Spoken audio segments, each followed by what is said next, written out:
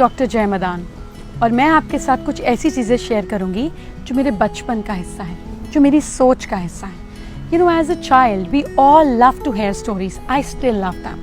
तो जब मैं छोटी थी, my mother use to tuck me in bed in each night it was a beautiful story with a beautiful moral.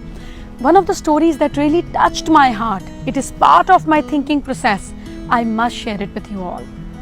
So the story says कि एक mother अपने बच्चे के साथ में एक ग्रोसरी शॉप पे गई. वो वहाँ रेगुलरली विजिट करती थी. तो जब वो बच्चे के साथ वहाँ पर गई तो the child visited the same shop after long. तो शॉपकीपर ने बच्चे को देखा और कहा, अरे बेटा तुम इतने दिनों बाद आए? तो ही सेड, हाँ अंकल इस बार बहुत दिन हो गए.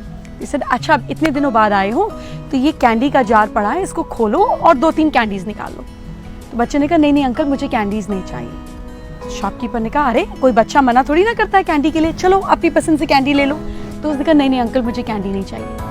उसने कहा, बेटा शर्माओ मत, ले लो कैंडीज. तो बच्चे ने कहा, अच्छा अंकल आप ही दे दीजिए, मैं नहीं लूंगा, आप दे दीजिए. Shopkeeper open the jar. He was so elated to see कि इस बच्चे में बिल्कुल भी ग्रीड नहीं है and how the child is so sweet. तो उसने खूब सारी कैंडीज निकाली और बच्चे के हाथ में पकड़ा दी. हम सब भी ऐसे ही करेंगे, जब कोई मना करता है बच्चा तो भी ओवरफ्लो एंड से कि नहीं नहीं नहीं ये भी ले जाओ, ये भी ले जाओ. तो ऐसे ही शॉपकीपर ने भी किया. Mother was seeing the whole episode.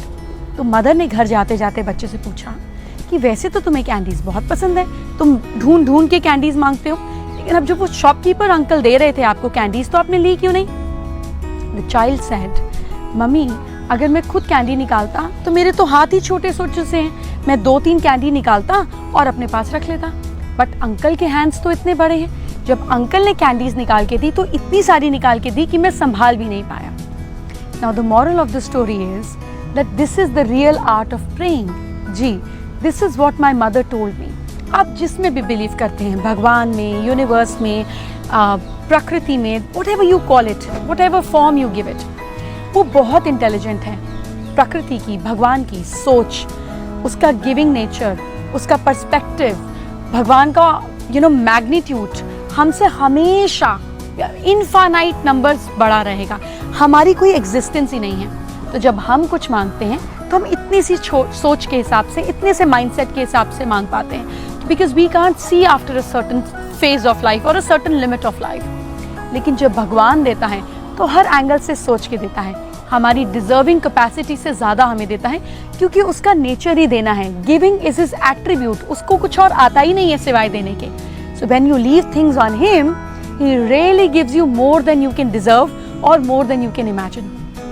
That is how, from that day in my childhood till today, I pray in life.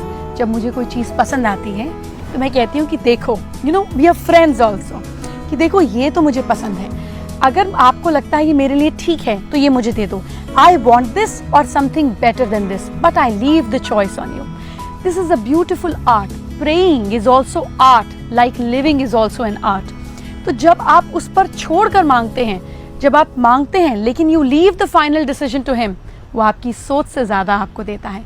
This is what I call is that living beautifully with gratitude. When you have desire, but you have immense gratitude and trust together. तो इसी तरीके से मैं आपके साथ अपनी ज़िंदगी की छोटी छोटी स्टोरीज जिन्होंने मुझे इम्पैक्ट किया शेयर करूँगी.